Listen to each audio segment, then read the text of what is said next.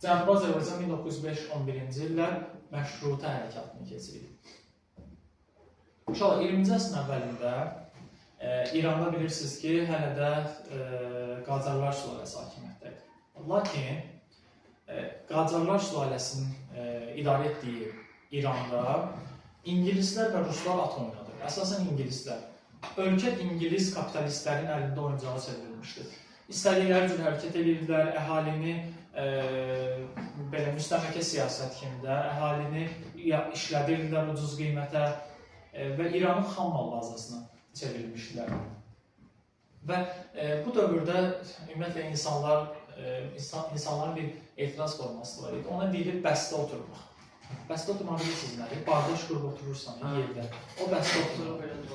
İnsanlar vacib yerlərdə, bazarlarda, məscidlərin qarşısında, ümumi yerlərdə bəstə oturaraq öz etirazlarını bildirirdilər. 1905-ci ildə Tehranda bir neçə tacirin qəndi qiyməti bahalaşdırılmasına görə deməli, bir neçə tacir qəndi qiymətini bahalaşdırır. Buna cavab olaraq hökumət həmin tacirlərin əmlakını müsadirə edir. Və bundan sonra etirazlar başlayır. Bu hərəkatın adı adlanır məşrutə hərəkatı. Məşrutə nə deməkdir? Konstitusiya deməkdir. Məşrutə konstitusiya deməkdir. Etirazçıların 3 dənə əsas tələbi var idi. Konstitusiya qəbul edilməsi, parlament çağırılması, üçüncü isə işğalçıların ölkədən qovulması. İşğalçılar deyəndə kim nəzərdə tuturub? İngilislərin ölkədən qovulmasını. İndi adi adamlar üçün işğalçılar hesab olunurdu da İngilislər. Düz deyə belə ordu ilə işğal etməmişlər. Amma bütün sahələri tutmuşdular və bütün sahələrdə əhalini pis vəziyyətə qoymuşdular. Ölkənin xam mal bazasını çevirmişdilər də, yəni çoxlu şirkətlər, nələr açmışdılar. Etirazçıların tələblərindən sonra 1906-cı ilin avqustunda Müzəffərəddin Şah razılaşır. Bu tələblərlə razılaşır. Deyir ki, konstitusiya yaxşı qəbul edəcəm. Və 1906-cı ildə Müzəffərəddin Şah razılaşır. 1906-cı ilin dekabrında konstitusiyanın birinci mərhələsi hazırlanır. Və ölüm yatağında olan Müzəffərəddin Şah konstitusiyanı imzalayır. Və ölür. İmzalayıb ölür.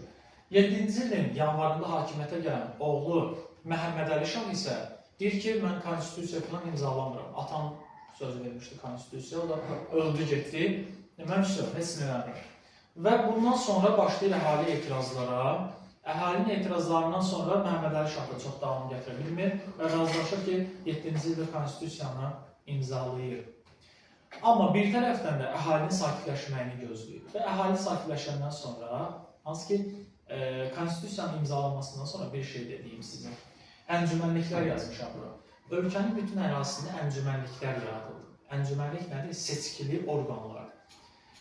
Adi, qısaca desə bələdiyyə kimi götürə bilərsiniz, bələdiyyələr yaradır. Məsələn, Təbriz əncüməni, Təbriz bələdiyyəsi və yaxud digər Ərdəbil, İsfahan və Əncümənliklər başladılar müxtəlif qərarlar verməyə, komissiyalar yaradıldı. Məsələn, sırf Təbriz əncümənliyindən danışsaq, müxtəlif komissiyalar yaradıldı, məhkəmələrin işinə nəzarət artırıldı. Ərzaq, məsələn, buğda, arpa toplandı vahid bir ambarlara, azlıq, yoxsulluq dövründə əhaliyə paylamaq üçün. Sonra varlı şəhərlilərin üzərinə vergi qoyuldu yüksək məbləğdə ki, döyüşmək üçün, lazım oldu döyüşmək üçün pul olsun və s. kimi işlər gördü əncümənliklər. Daha sonra, indi bu Məhəmməd Əlinin ardına baxaq.